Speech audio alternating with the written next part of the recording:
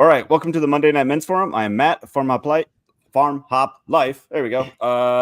Tonight we're talking about point of no return. Yep, there's a typo. That's intentional. We got Christopher, SecureCoop.com, Alex, the Farmgineer, Jeremy at DeweyLikeDonuts, Homestead of Pain, and Scott, Thriving the Future podcast.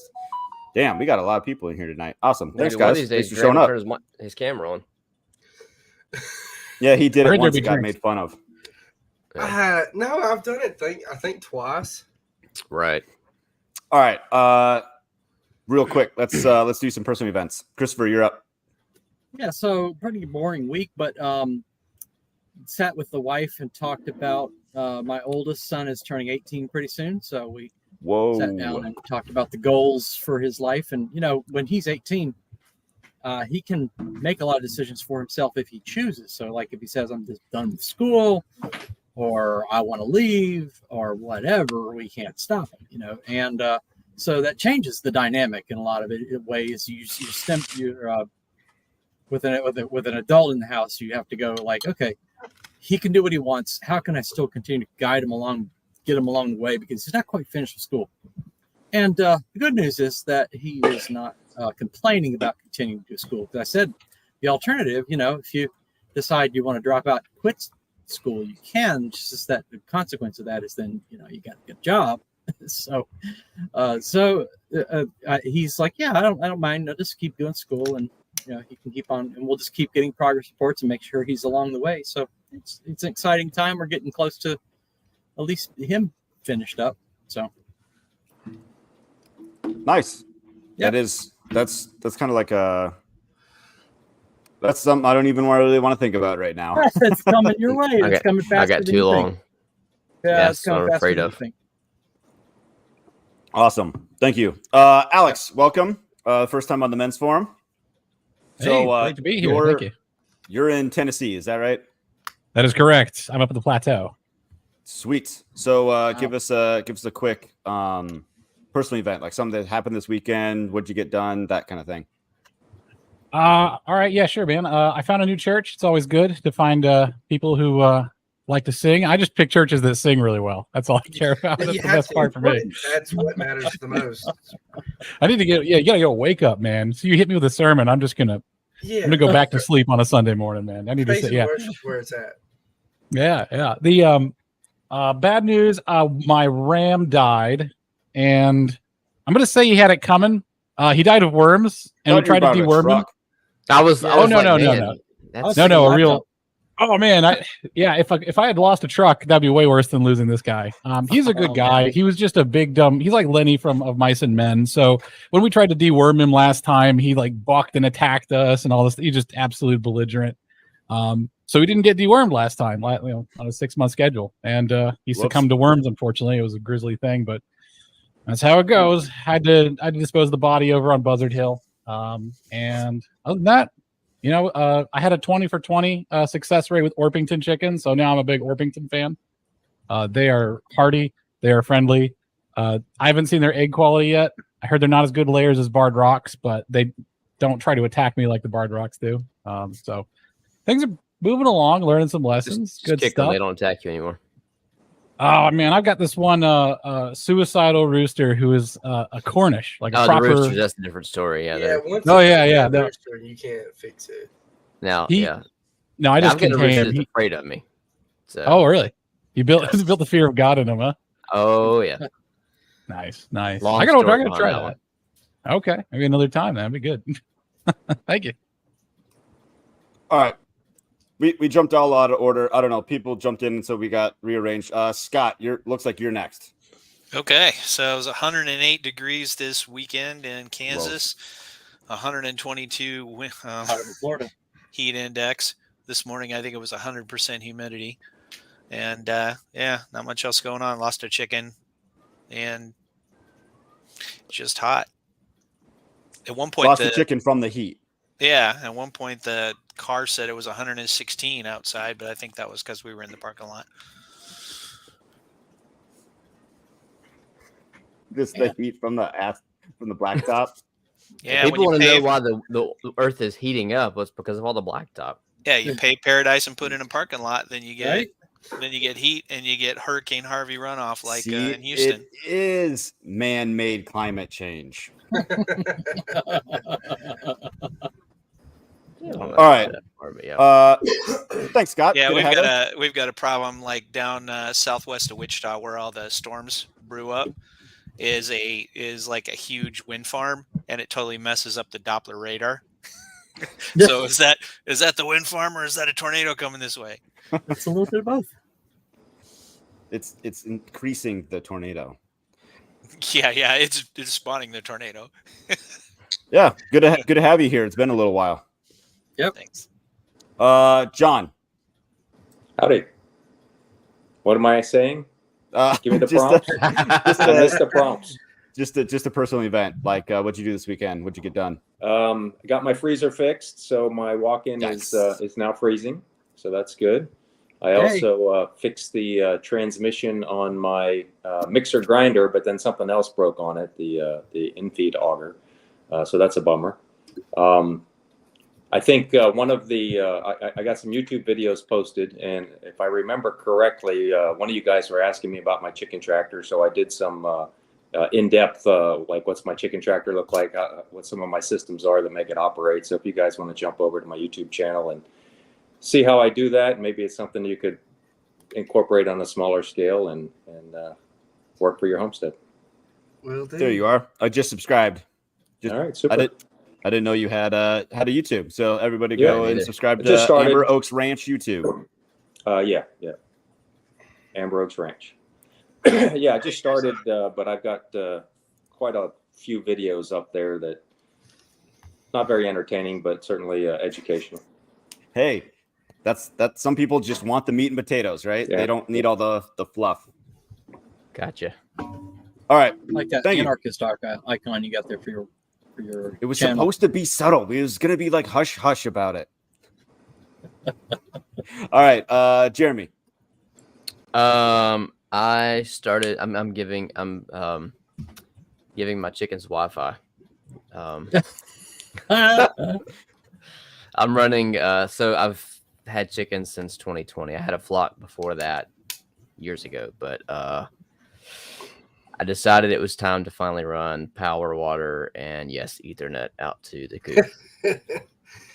So I'm putting up some PoE, power over Ethernet security cameras out there, so I can keep a check on them from inside. And the goal is actually to stream it to TikTok, Instagram, and YouTube because people will watch that stuff. They will. Yeah, like Tim Pool and his Chicken City. I don't know that, but Yeah. What's the there's the guy that Nate Petrosky, I think is his name. I can't remember how to He pronounce his last has name. his So he's got his lawnmower. I see He's that got constantly. he's got a GPS driven lawnmower. They're like $3,000, but he put a camera on it and it just runs around and cuts grass all day. And there's like constantly 500 people in that line. How much lawn is he mowing? He has I think it's an several acre. acres. But I think Okay. that would just covers like a portion of his. But yard. like it's 20%. nonstop. Like I could probably pull it up right now, and he's probably No, going it is. I just saw it. right now. Wow. It's self. Yeah, It's I mean, self. there he is. All right, so you're gonna wow, it's running at night. It's got a headlight. Yeah, headlight. and everything. people are watching this. Yeah. This is worse Uh, than watching other people play video games. There's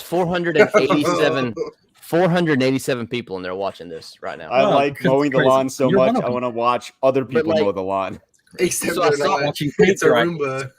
But so I saw that Dumb. about a week ago, and I was like, huh. If people will watch a lawnmower, maybe they'll watch Yeah. chickens. Yeah, exactly. They will. There you go. And like certainly he will. even said, I don't know that you Even- should be encouraging them.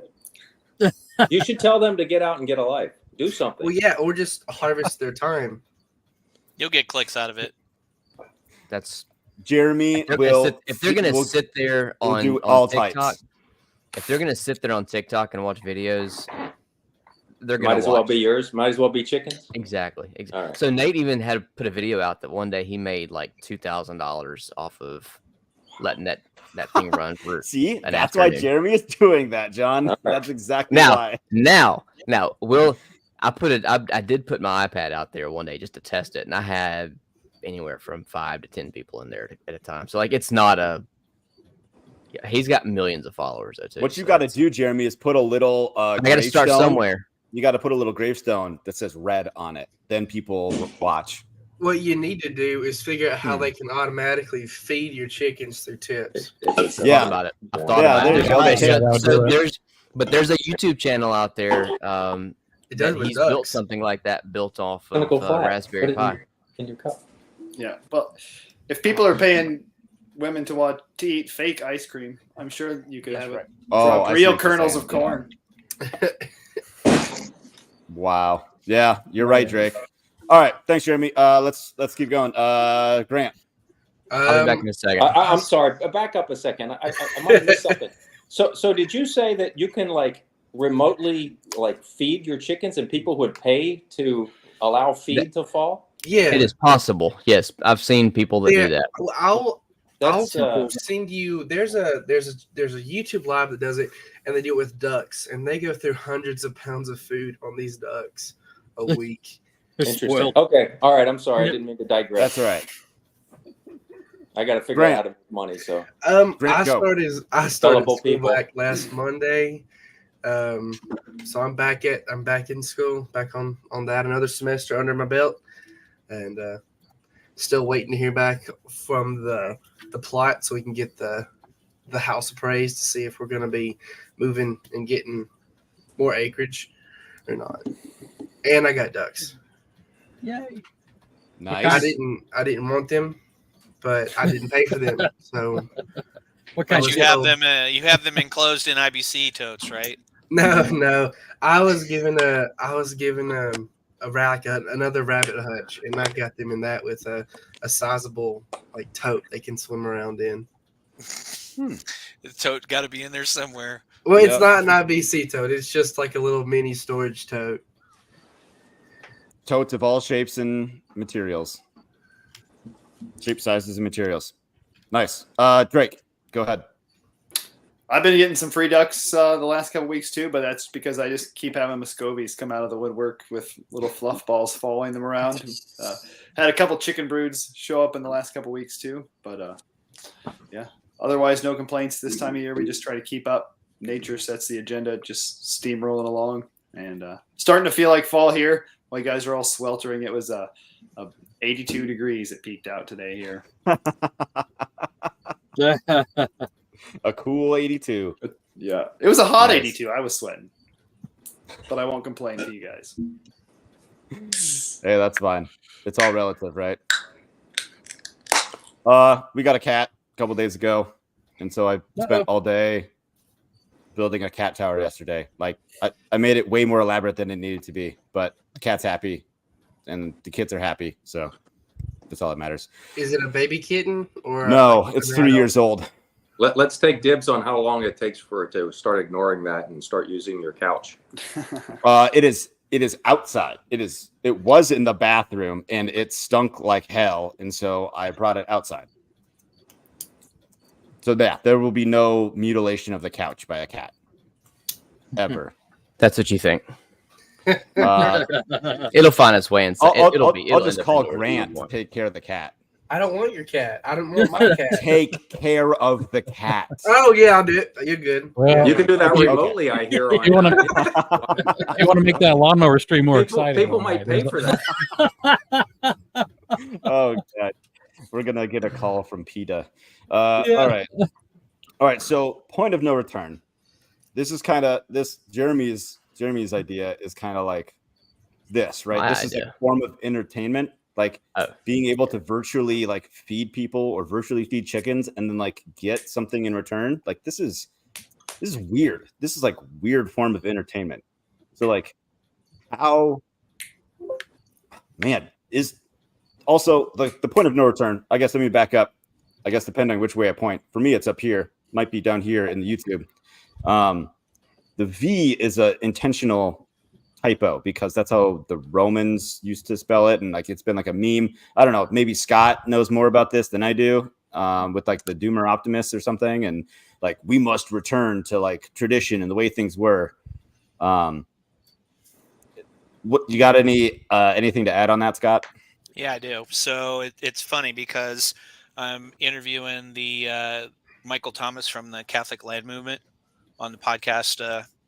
I've already interviewed him, but it comes out this week. And he's had a Twitter war with the DOs about can you have trad without religion? And they got into a big old spat. That's a good point. It was pretty. I mean, it was brutal. Who won? Religion? I don't know. I think it was basically like you know? I don't know if anybody wins block. on the internet. No, they don't. That's true. No. Yeah. I'm sure it was entertaining though. But I mean, that's a good point. Can you have tradition without religion? Yeah. Yes, you can. Dude's getting stuff done with his chapters and everything else. I mean, he's more organized than the Freedom Cell guys. I'm not familiar with this. So what's his operation? So he's in upstate New York, and he's organized like pretty much the Freedom Cell model, except it's Catholic parishes, and then they teach each other homesteading skills and stuff like that, and then they have a regional conference and stuff like that, and they're organizing, but without all the, the prepper Freedom Cell stuff. Okay.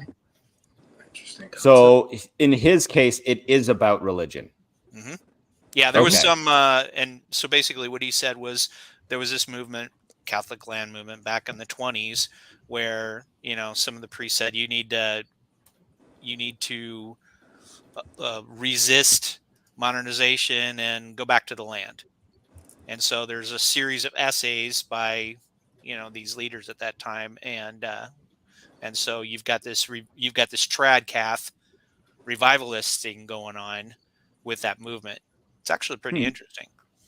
So you guys talk about that in that episode that's coming out? Yeah, it comes out next Sunday. Awesome. I'm looking forward to that. You guys, we didn't talk about the DO war though. Dang. Need some drama. Yeah. Well, can't be what positive about the rest of you solutions guys? if you piss off your host.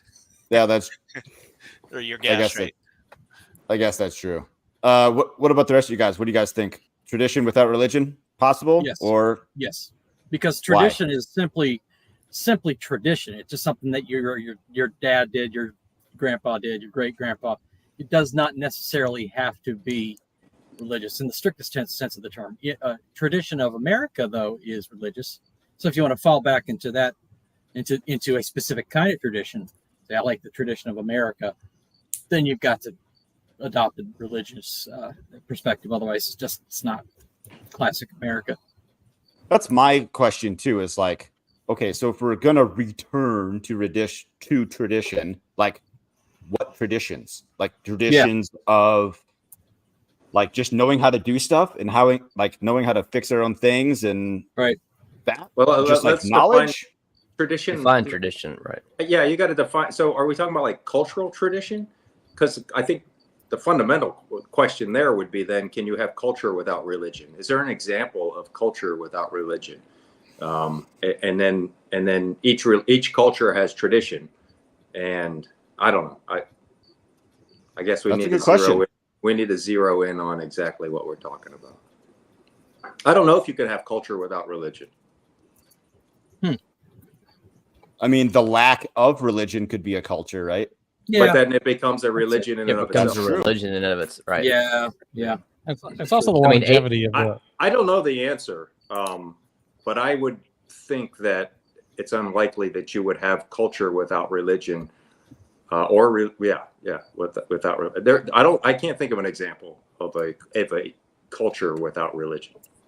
And a culture is not in itself a tradition. A tradition is the handing down of culture from one generation to the next. So we have cultures that have been non-theistic, and sure, they don't really. Yeah, the spread just isn't there, right? Like if you think of spread like almost like a disease spread, right? Like the ideas and cultures spread a similar way. You have to have like what's the potency of that culture, and religion kind of makes people cohere in a way that they don't otherwise. Because it's this religion in basic form is the subjugation of your personal morality for a greater morality that you've accepted. Like every religion is about submission of some sort. or else you're just an author of your own morality. It's your religion, then you're a cult leader. So, But it's still a religion, and and then does the culture itself become the religion? Right? You said sacrificing yourself for the greater. Sacrificing your moral opinion. Right. So then is that then the culture that you're trying to propagate or uphold the values thereof? And so I guess we would need to define then too, what is religion? Yeah, it's got to be metaphysical. I mean, religion has to be metaphysical, or else it's be. And even like the idea that I don't know, just say like human life is valuable. That's a metaphysical concept. It's actually not obvious to anybody. You have to have some higher power to tell you to do that. Now, if you have a culture that doesn't see that human life is being valuable, your chances of spreading that culture are very low. Your tradition dies out. That's why you have there used to be this when I was in high school, this militant atheist movement, and that kind of just died out after a generation. They don't really have the potency they used to. That's probably because they don't have the social coherence. So whatever a culture or tradition is, it requires some social coherence. And it seems like people need this metaphysical beyond the materialistic motivation to be social. And being social is a surrendering of your own interests for that of the group. It's to some extent, one way or another. All right, I think we can end on that. I think that's well, interestingly, that's we talk about memes, but memes when it was first spawned was from Dawkins' book, and it was actually that kind of thing that you use to propagate and convey your tradition from one generation or one group to the other in mimetic fashion, right? But we should Little Pine Farmer in here because he likes talking about that. He couldn't make it. He's got chores tonight, chores. He talks about that all the time. But it's like we were talking about this with Cyprian not too long ago, and he was saying that tradition is what worked, and then you pass it on. It's like Homestead Padres out foraging elephant's foot, right? Which is it's completely toxic except for the tuber, right? So all these people are like eating part of the plant, but they know the rest of the plant is toxic. And if they, like nixtamalization or whatever they do to corn to, in the Southwest to get the niacin out of it, they treat it with lime, and the Hispanics do that and stuff. And, how do you get that trial and error? Oh, well, he died. I guess we'll try it again with Joe. Right. And then you keep going until no one's dying anymore. And okay, this is pretty good. Let's write this down, or let's pass this on verbally to the next generation, right? Yeah, I've always wondered who's the guy that picked up a mushroom off of a pile of cow shit and decided to eat that. Somebody that was really hungry. Yeah. Well, there's a reason why there's a lower end of the Gaussian IQ curve. Those people do have a use, and apparently it's finding out which foods you can eat and not eat. As a kid who ate a lot of stuff I shouldn't have. So, bringing back the culture versus tradition. So, are we lacking the skills and knowledge because of the culture or because of the lack of tradition? Can I jump in? Like, I'm thinking out loud here. Mm-hmm. If you're going to have a tradition, that means you have to subjugate yourself to someone else. You have to say that the way my grandpa prepared elephant's foot was the way to do it, and I just trust him. I don't know how it works; it just does. And in every generation has a tremendous amount of rebellion and doubt, especially in the United States, against this previous generation. And how can we possibly have any tradition to the Gen Z? We'll say the Gen Z question. That's terrible. The question of like the later this new generation, like, can we subjugate our will to that of our ancestors? I'll jump in and say this is, I'm Gen Z. He's more Gen Z than any of us. Are Gen Alpha, and I'm thinking, okay, our traditions come from our grandparents, my great-grandparents, my grandparents, my grandmother, last grandparent I have, doesn't really even uphold the same traditions as her grandmother did at her age. She doesn't can preserve. She doesn't have a pantry. She has 2 cabinets worth of food and won't keep anything more in her house. So you kind of have to look at then that getting passed down to your Gen Xers, who are mostly the parents of the Gen Zs. Boomers are parents of the millennials. it's more so the parents having to instill that on their kids. And like you said, there's a lot of rebellion, but there's also that chain's been broken, and you just can't really slap that back together. You know, you're not going to have a whole lot of Gen A alpha coming in and wanting to get up and pick into a lot of that stuff, especially early on when they're being tempted by such things as video games and social media to kind of return back. I'm going to push back on that a little bit, though, because we're seeing a lot of the younger generation returning back to a homestead lifestyle. Not mass. It's still very fringe. Not in the masses, but we're seeing a lot more of that. And so to Grant, to your point, I mean, it could be an act of rebellion because the Gen X and millennial generations have gone to work and done all this stuff, and so they're gonna. Did they receive that as a tradition, though? Is that like part of their traditional, or is rebellion tradition? Well, I don't know. So I would say it's them. So do we pick up like in the global world that we're in, right? With the interconnected world that we're in, the traditions. I mean, you can pick up traditions from other tribes, if you will, right? And I think there's a lot of cross pollination that goes on, and so people themselves intuit that something isn't right. They see something from another tradition, and they think that is something that they desire, right? So I don't think it's traditional. I don't think it's traditional in the traditional sense, in that it's not being given to you by your forebears, right? This is you're picking up a tradition that may be foreign to you. It's traditional, but it's not your tradition. It's almost like a misappropriation of a tradition.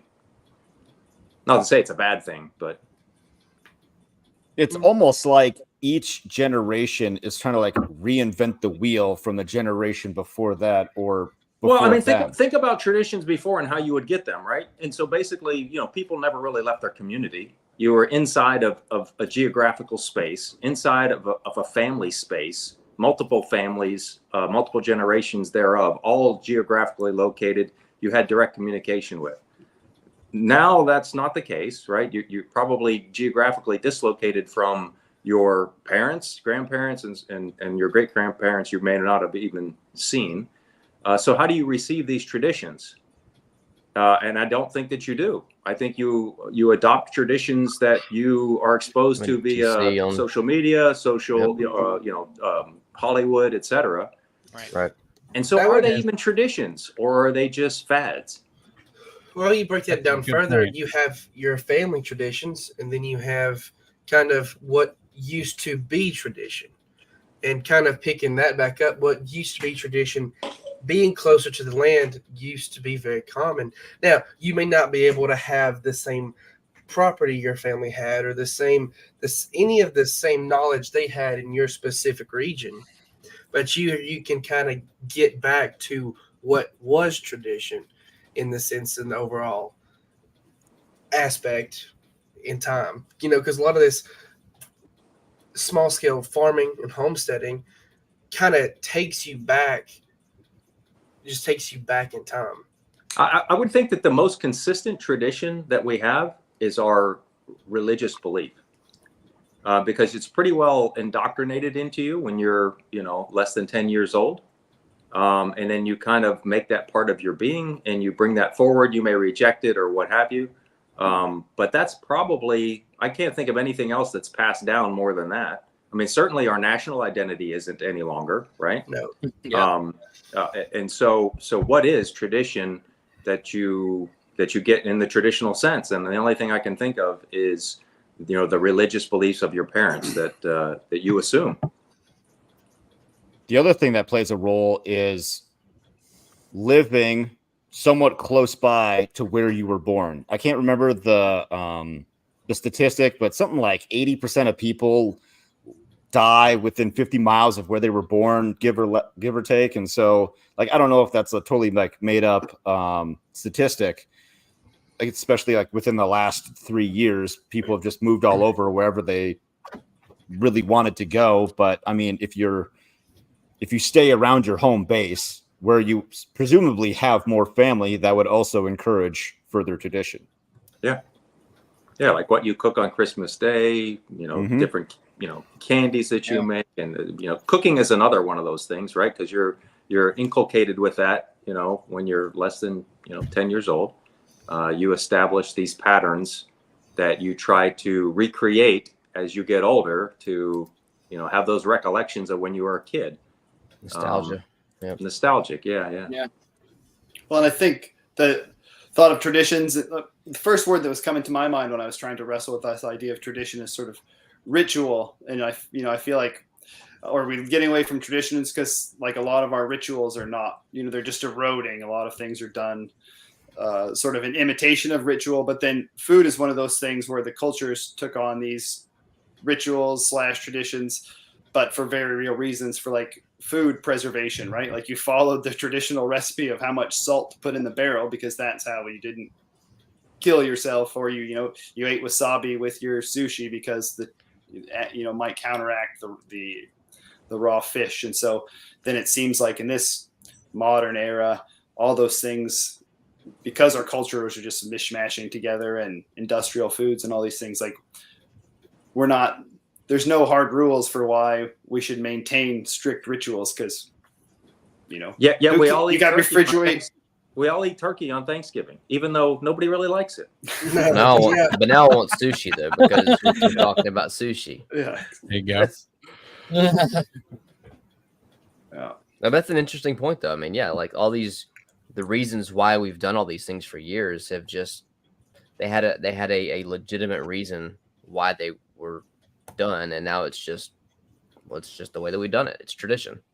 Mm-hmm. Yeah. So you've lost the message, but you've still got the muscle memory to some extent. But when you lose the message, then it becomes real sloppy potentially. You lose the information, and then next thing you know, I'm reminded real quickly of a story when folks in northern Minnesota, the Swedish or Norwegian culture up there, and they all in the upper Midwest, they're eating lutefisk to sort of celebrate their culture. And then I once was at an interaction where sort of a northern Minnesotan and then an actual Norwegian got together, and the Norwegian was like, "What the hell? We haven't eaten that stuff in 400 years. That's disgusting. That's like only for when the crops fail. Why would you ever touch that?"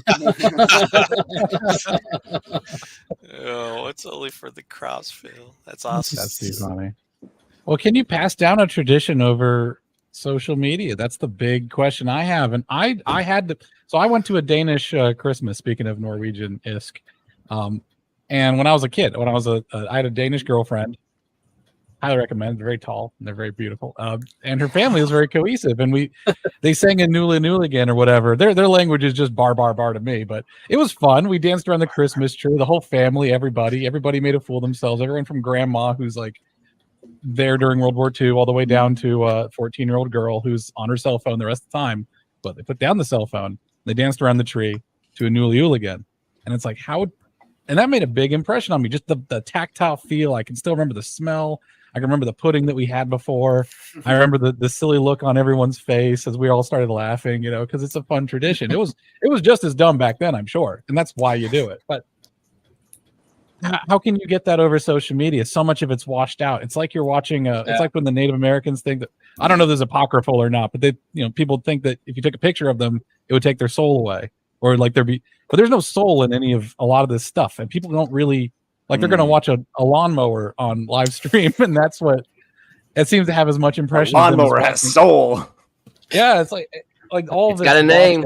Soul Train. So I would say it depends on context. It depends on what it is. If it's a method of farming or a method of growing, it can become tradition after you implement it and then pass that on. But most things now are so empty, like you've said, nothing really has a soul anymore. People don't value anything anymore. Well, so as far as extremely consumerist or you're minimalist. As far as traditions being passed down over social media, though, I mean, like think of like seed sharing. Like I've gotten a bunch of followers that have sent me seeds that they've grown on their family's homestead for 20 years. And now I have those seeds, and like I will save those seeds and grow them again next year. I don't know. That's tradition-ish, I guess. Yeah, That's I awesome. would say so. You could do the annual Dewey Like Donuts seed swap. Yeah. Yeah, It's it's the thing I family like tradition. about seed swaps. The thing I like about seed swaps, there's you get together with a bunch of guys, and all of a sudden they're like, wow, oh my gosh, you got that? I'd really need to get that. I need to try that. You bring out some weird squash variety they've never seen before, or some nasturtium or something, and it's like they're little kids. You know? It's pretty funny. Specifically when that seed has years and years of growing Story. Yeah. in your climate, in your specific ecozone. And that's the key, because the seeds have memory, and if Exactly. In 70 years, I fed one that of for you Jeremy's there, followers. Yeah, I know. We me and you have talked about that in Link. Sorry, Matt, I cut you off. That's all right. In 70 years, one of Jeremy's followers is gonna have like a grandson. And you're like, Grandpa, why do we send seeds to this Dewey guy? What's his like? Where is It's our tradition. Santa Claus. That's good. Santa is Santa Dewey, Mr. Santa Dewey. You have to send him a seed, and you'll get leave some seeds under your pillow or something with some milk and cookies. Then donuts will show up. Yeah. Leave some donuts, and you'll get some seeds. But do we like? That's actually Homestead of Pain. You do bring up actually a good point in that one of the weird traditions that might not be religious. So now I'm gonna like go back against what I just said a little while ago because I'm pretty firm in the religion for tradition. But one of the traditions that does get passed down is hobbies, which before was called apprenticeships. Like I can relate to an 80-year-old engineer because we both work with radios or something. You know, we both, and if you go to a seed swap and you see someone who worked really hard to grow this seed, you get to see that they're competent. And going back to like the subjugation of your own morale, your own self, your own worth, and say like, no, this person, I'm just going to trust them. Seeing older people be competent it has a huge impact on young people, especially if they're both interested in the same silly things. It could be RC cars, it could be seeds, homesteading. Like for engineers, like I talked to some of the engineers that were there when von Braun was brought over in Operation Paperclip, and they would talk about like how all the German scientists would all click their heels when von Braun would enter the room. And just like, I was thinking like, man, I'm talking to a piece of history here. Like he's an old man. I would never think twice to talk to him, but he's passing down this information and now it's kind of part of me. And then like engineering, so I'm an engineer. Part of it is a lot of us trace our roots way back, like back to Cambridge University and all this stuff. So these traditions, you can have a non-theistic tradition that is like competency based. And I think to whistleblow as a misogynist, I think men are really good about that. We really like to pass down competency, and we really almost idolize like heroes. And that's through brotherhood that we don't really have much of anymore. And seemingly in most media and shows and television is constantly attacked and belittled at every corner. Well, another point, kind of going off of what Alex was saying, is like what you do for work could be a tradition. So like I had this tweet a week or two ago. I don't remember. It got a lot of that's stupid type of thing, but it was something talking about like what your great grandfather did for work. And there's a few people that said like, I do what he did. And that was really cool to hear that they were following, or like, that they had that generational of craftsmanship, which you rarely see these days, unless you're like in China or like somewhere in Asia, or, where they still do things the old way. If I would have followed in my dad and grandfather's footsteps, I would have been like third generation conventional machinist. And that was not in my wheelhouse. There's 3 lathes and like 4 or 5 milling machines out in the garage, and like they're there. There's all my dad collects all the books going, but he has, I think, a machinist handbook from like the 1800s. I found for him on eBay. And, nice. Going back ages, and it seems like if I ever had to he has enough knowledge stored that if I ever felt like I wanted to take that up, I could get more of an education from those books than you can trade schools nowadays. Because now most of that's moved into CNC and automation. We are having a competency crisis, so our tradition of vocation is kind of falling apart a little bit. I'll point out, not equal across geographic regions, I'm sure, but I see it even in engineering. I don't know how to fix that problem. Sorry to be a Debbie Downer. No, I mean, there's a lot of problems here that there's no fix to, and I think when Matt asked us last show afterwards, kind of the question was, can we return to whatever normalcy that we had? And I guess that goes to some of the things you said is like, will we be able to regain that sense of competency in the trades and in knowledge? And I don't think we will. It only takes one person though to pass it on. Luckily, takes some. I mean, not there's going to be like one last guy who knows how to cook food. And then it takes one generation to lose it. I don't know. So with with YouTube, etc., right? So is it tradition? Maybe it's not your tradition, but I think, like I said earlier, you could pick up a whole lot of skills that aren't, necessarily, in your hereditary genes, if you will, through things like YouTube, right? And so, one guy goes out there and he puts together a video that shows this is how I do things.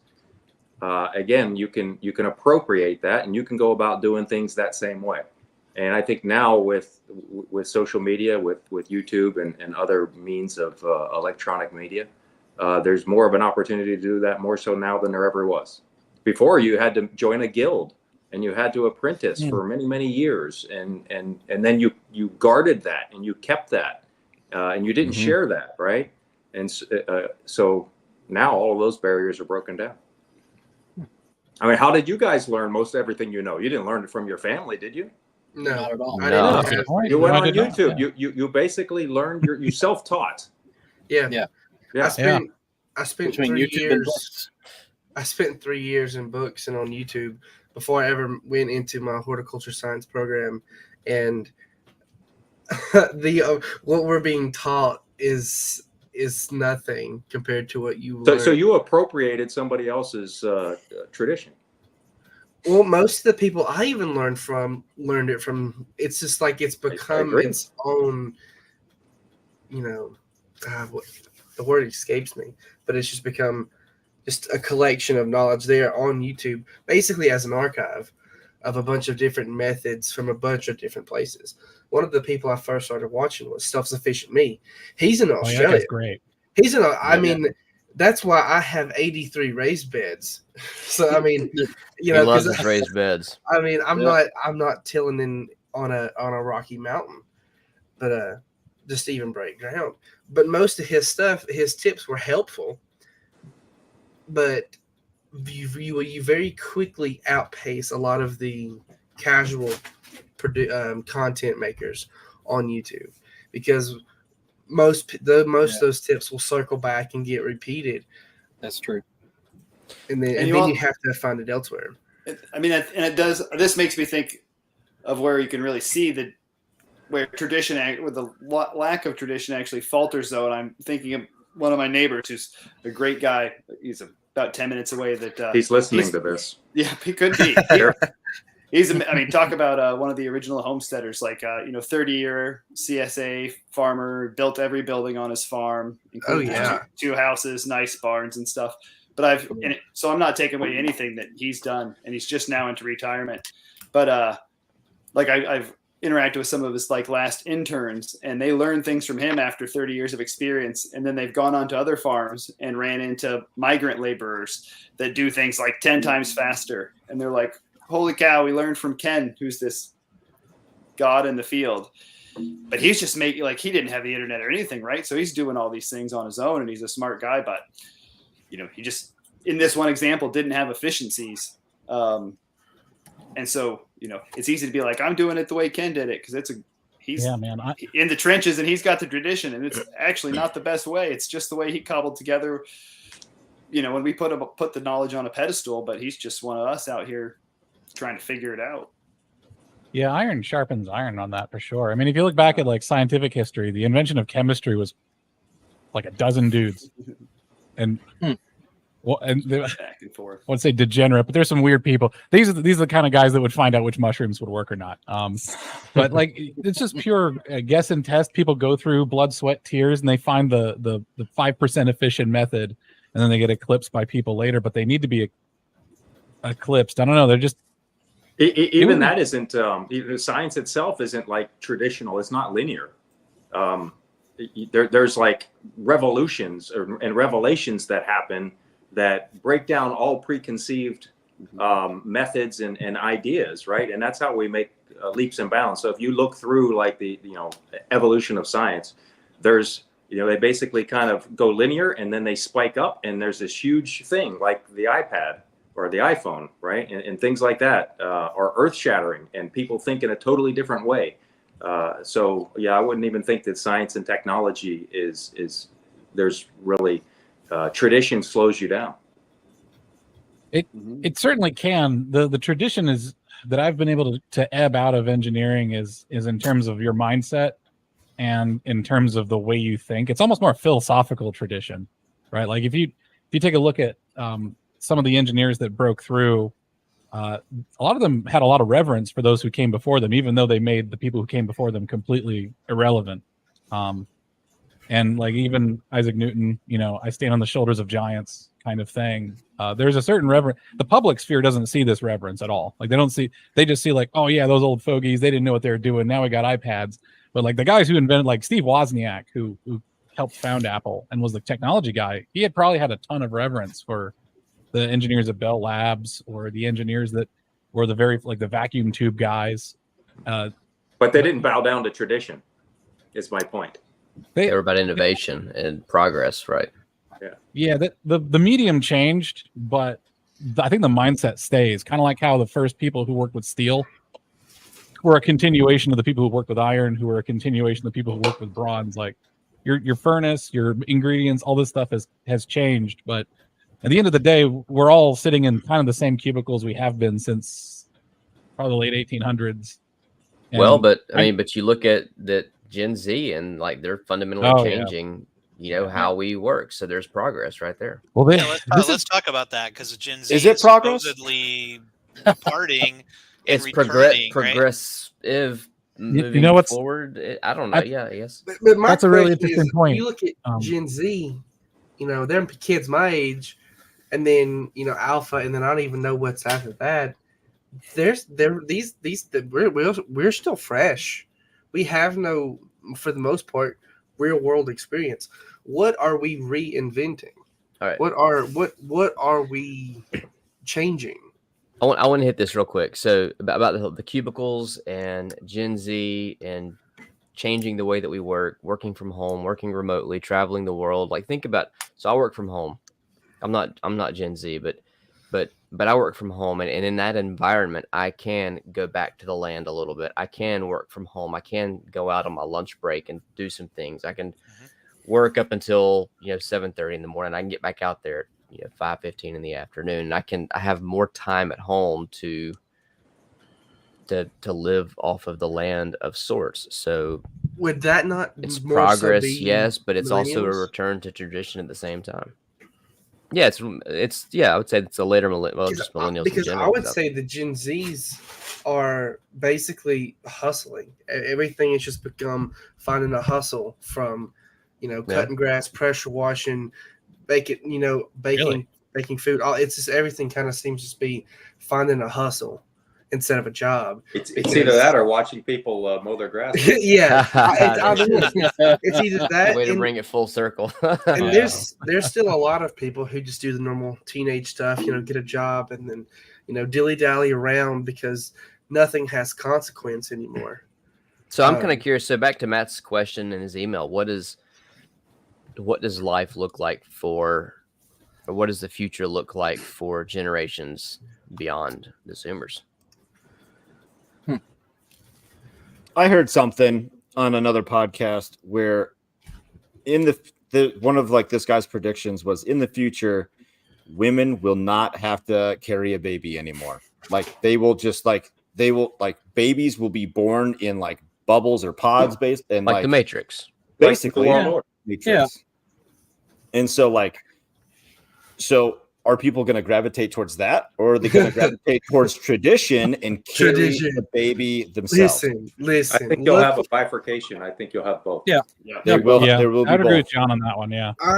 I personally see more of a breakdown before we kind of get to that point of people wholly accepting, which that, in my opinion, would be even bigger farmer than we have now, because everything at that point, from conception to finish, how much money is that going to cost? What is that? What is that now going to cost? It's like Brave New World, right? You have those people who enjoy Soma and live in this society, and then you have those that are outside of the society, and the two have no interaction with one another whatsoever. They actually don't even know that the other exists. Yeah, But I think that's going to happen. Like, I feel like that's where we're headed. But I do think that we'll have, like, just in that specific scenario, you would have both, because the other thing that I would say about Gen Z and I would say generations to come after that is acceptance of everyone for everything that they believe and that they want to do. And so I think that there will be I would assume that there would be, people would be more accepting of, well, you want to do it this way, then you can do it that way. That may be wrong. That, or maybe there's going to be such an overreaction within the culture, which I personally see around me, of kind of disowning that, of accept everybody, accept all of this, because of where it's led. Yeah, I was thinking that. And then you look at the same time how what they've pushed during the lockdowns. So I have the pendulum swinging back. And then on top of that, pushing the 15-minute cities and all this stuff that's so restricting. I have a question for you, young dads. How are you going to advise your children when pursuing a career? Right, this is something I struggle with my boys, or even skills. Right, it's like how do you guide them through their 15 through 18, whatever, on what interests to pursue and how to make a living and how to raise a family, etc. Well, because you're raising a kid for maybe this is a topic for an entirely another discussion. But if you haven't struggled with this concept, you will if you have young kids, particularly young men. And so I scratch your head about that, because it's like you're trying to predict. When your great grandparents had this moment with their children, your parents, right, or your grandparents, it was pretty easy. There was very little options. There was a factory in town. There was, you were a teacher or whatever. And in the last, 50 years, in the last 20 years, society has changed quite a bit, quite rapidly. And I found myself not even knowing like what options were going to be there in 10 years when my raising kids for jobs that don't exist yet. Exactly. Yeah. And you're combating artificial intelligence, or you're adopting artificial intelligence, automation, all of these things. You got to start thinking about this. And it's like, what role are your children going to play in tomorrow? That is a good one. With my 15 and 17-year-olds. And it's been a blessing that they understand what they enjoy. And so my oldest, Dominic, he just loves writing programs. He's programming like daddy, and he's gone on his own. He's hardly hit me up at all for any advice. He's like just gone into his own world with it. Is that learn to program? Learn to program, but do a manual labor as well. Learn how to weld, be an electrician. With AI, I heard programming is a dead skill. I mean, basically, you can tell ChatGPT what you want done, and it'll write. Yeah, it's not quite that good. Okay, but will it get there? 10 years? I think it's a while. But I don't know the answer, but Okay, the programmer you got to this wrestle would be with a it. guides great AI. another episode, Matt. Right? Do you think? Yeah, I wrote it down. yeah, we could hit it back. Hit it back We'll, again. we'll vote on it after I think this we're- would be we're a good done one. here. Though. It would. Yeah. Yeah, you're predicting the future, right? We're coming up on time. What do you guys want to wrap up on? I have a question if nobody else can think of anything. Go ahead. It's specifically to the Farmgineer. Why do you not like chicken tractors? Efficiency. Okay. Efficiency. I joke around and call them caged free range. Okay. I took a look at them. I actually analyzed them. I went to build one, and I was going through and looking at it, and I was trying to see like what is the advantage, what are the disadvantages, and the chicken. I mean, this is another subject. Chicken tractors purport a couple of different benefits. Like, okay, some people say it'll fertilize your land. Some people say it'll loosen it, like till it because they'll scratch it up. Other people say that it gives them a nice protection against elements and all that stuff. Now, for specific stuff, like if you got a big hawk problem, I could see some benefit to it for sure. But for the rest of that, I would use a machine or even just my own back. So to study efficiency, that's what I did. I used to work in a factory. I would be the engineer who would make the factory efficient. First thing you got to do is do it by hand. So you have a baseline, and then you decide, okay, based on the amount of time I save, how much is that worth in terms of buying a tiller? Okay, to find out if it's worth it. Because you can spend a ton of money on stuff you don't need. Like, I don't own a pickup truck because I can shove 8-foot boards in the back of my Honda Fit and still make it work. It just isn't, the delta cost just isn't there. And it looks funny as heck, and I got them sticking out the back with the hatchback. But Okay, uh, I understand what you mean now. So you're saying Pictures of you are all over social media with 8-foot boards sitting on the back of that car. Oh yeah, man! I did that the other day. The most efficient vehicle there is. I assume the boards are going to be more expensive than the car. That's what's going to happen. And then I'm just Yeah. So your kind of whole premise was people were using the chicken tractor for more than just what chicken tractors, in my opinion, are kind of made for, is to move chickens in a confined space to raise out for butchering. Yeah, if you wanted meat chickens outside, that would probably, I would probably just put them in a Quonset hut and keep them in a confined area. Because You might as well put them in an air-conditioned building then. That's what I'm saying. It's like, yeah. I mean, so if you want I do all my chickens if you want outside. factory efficiency, then you might as well put them in a factory. Well, it depends on your how much capital you want to expend on it, right? Because the factory environment costs money, and sometimes it doesn't make sense. So all of my chickens are just in a fixed coop, and I figured out that about 900 square feet of free range space is enough to keep them happy. And I just have a fixed area, and that way I can build pretty strong fences. I mean, if you have a hawk problem, I can see why you'd want a thing above you. But if I want to raise chickens, that's how I do it. That way I can go out there. I've got a route that takes What kind of 15 chickens? minutes. I've got Orpingtons, Barred Rocks. I've done Cornish Cross before. I don't raise chickens for meat. Okay, so that there's no reason to use chicken tractors with egg layers. Okay, yeah, that's kind of when I first saw that, when you tweet that, I was like, I just had a problem. Well, nobody said that. I've never heard anyone say that, by the way. Like, people, okay, it's not my problem with the chicken tractors. It's the fact that people think it does a million things that it's not for.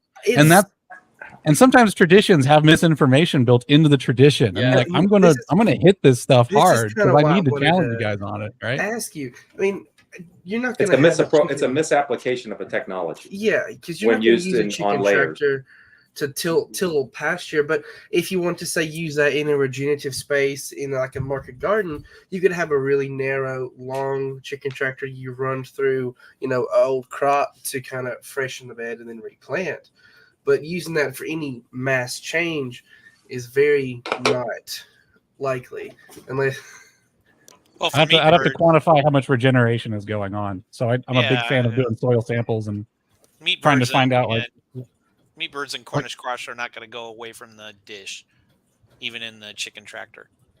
They just sit there and they eat until their hearts explode and their legs break. So I mean, I don't find that, but we could wait for the chicken episode. But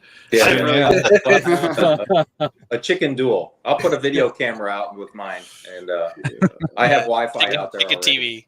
Yeah, you can return to tradition and build the coop. So there you go.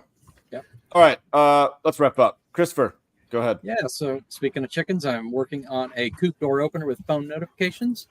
And then after that, planning to expand across the backyard and all the small agricultural space with sensors. And hello, I'm way over here. There we go. Forget it. Yeah, forget it. Anyway, so just hit me up on securecoop.com. There is a coupon on the mailing list, and there's an ebook, and there's a coupon below, so you can combine them together. I'm running a pre-sale because I'm still working on the kinks out of the prototype, and I think I'm pretty close. I'm wrapping up the beta testing of the software right now, and the hardware beta testing is next, and I don't think that's going to be a problem. So we'll see, but getting close. Awesome. Thank you, Christopher. Yep. Alex, go ahead. And Chris, we should talk because I'm an embedded software engineer. So that'd be. Come on. I'm more interested in weather. That's been the biggest bugaboo for me. Yeah. For me on my side, I am working on a very large video. I'm probably going to become one of the YouTube creators that makes like an hour-long video once every couple of months. That's how I'm going to do it. And it is a bit about making the tradition and documenting what has been working. And I encourage everyone to do that. And the more disagreement we have in this field, the better. I welcome it. It's good. So keep an eye on my YouTube channel, and hope you have a blessed day. Awesome. Hang up for just a second. Hang Scott. Yeah, check out Thrive in the Future podcast. This week we have, like I said, Michael Thomas from Catholic Land Movement on. Also, this week we have a Thriving Community Call where we're talking about what is your biggest challenge that you have right now. So if you'd like to join similar to this thing, go to thriveinthefuture.com and sign up, and you'll get a Zoom link. Grant and I will be there. Oh yeah, I'm gonna be so there. we've got the definitely. lineup. We've got Matt, Grant, Homestead Padre, and Perpend all on there. It's gonna be fun. Thank you. And Grant. I've been posting on TikTok again. I've run out of ideas again. I don't really have much. I don't have much to share. But yeah, I'll be here, and then there on Thursday. Thank you for being here. Too busy with ABC totes. Jeremy. Do we like donuts? TikTok, Instagram, YouTube, a couple others out there somewhere that I don't pay any attention to, but yep. Chickens, gardening, homesteading, stuff. I'll add it to your banner next time. Stuff. Future streaming chicken feed. Yay. Yeah. Tip and feed a chicken. Yep. Yeah, but you can't cheap out. on your That's like chickens. version 2. That's gonna be down the road. It's got to be like black fly larva feed. You can't cheap out on them. Oh yeah, no. Hey, here's the thing though. A lot of mealworms. What's the company? Grub Terra? I guarantee you I could get them to send me all kinds of stuff if I Cool. would. There you go. They'd sponsor the crap out of it too. Yeah. There you go. You just have a little logo on Hustling. your feeder. Mm-hmm. All right. Thank you. And John. Yep, John with Amber Oaks Ranch. We raise beef, pork, chicken, and lamb on pasture. You can find me on social media, Instagram, Facebook, and Twitter, as well as YouTube. Remind people where you are. Anything that says Amber Oaks Ranch, that's me. Austin, Texas. Oh, yeah, location? Oh, in reality? Yeah, I'm about an hour northeast of Austin. All right. Good. Thank you. And Drake. Just want to say thank you guys for having me again, and really enjoyable conversation, and just about time to be picking up nuts and starting your own tree nursery. So get out there and see what's falling from the trees. Yeah, Drake, you're in Excellent. Canada, right? I am. Yep, on the North Shore of Lake Erie, between All right. Toronto and Detroit. Yeah, like you were saying, it's about chestnut time for you, right? Yeah, everything's looking good this year too. Chestnut time. Hazelnuts, it's all coming. Thanks, Drake. Thank you guys. And where am I? There I am. Matt from FarmHopLife.com. I do interviews, dispense forum, and I've been starting a new series, Famous Farmers. So check it out in your podcast feed. How's the 20 by 23 project going? Don't ask. That'll be my challenge for Thursday, right? All right. Thanks guys for being here, and thank you everybody for listening. Thanks for the opportunity.